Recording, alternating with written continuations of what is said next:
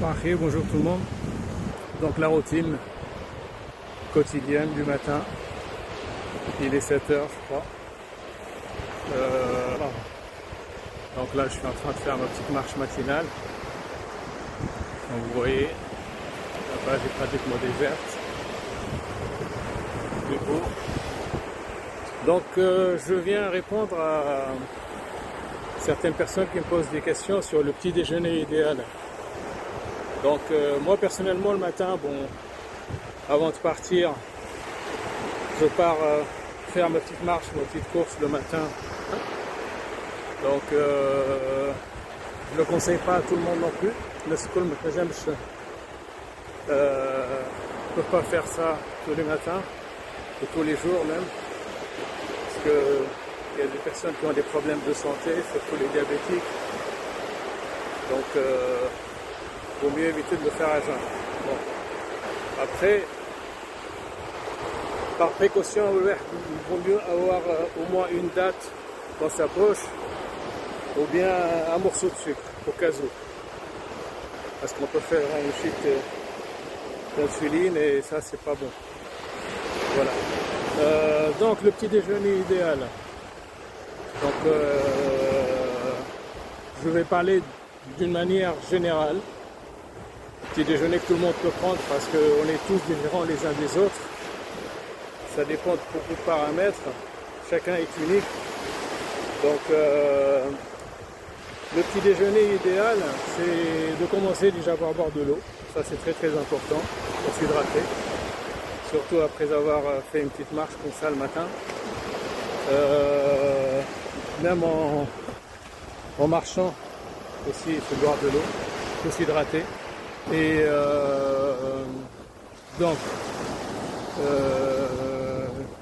le petit déjeuner, donc on va prendre des légumes, peut-être des légumes hydratants comme les concombres, des tomates, parce que les tomates, il ne faut pas oublier que c'est un fruit, donc ça peut amener du sucre. Un petit déjeuner à la méditerranéenne au fait, hein, c'est après des petits fruits secs, un peu d'amandes, un peu de noix, des graines de courge pour ceux qui aiment ça. Après, on a le choix, hein, donc après, il faut manger protéiné. Donc moi personnellement, je prends 1 ou 2 œufs, ça dépend des jours, des fois mollets, des fois cuits, des fois dur, donc ça dépend. Varier le plaisir, comme dirait l'autre. J'évite de prendre tout ce qui est charcuterie, viande, toutes ces choses-là, parce que déjà je ne mange pratiquement pas de viande rouge, du poulet de temps en temps, du poisson ou du saumon. Donc, quand je dis poisson, sardines, maquereaux, voilà. Quoi encore? Il y en a qui aimeraient bien, qui aiment aussi rajouter des céréales ou des choses comme ça. Les céréales, de préférence du pain complet, avec un tout petit peu de beurre dessus.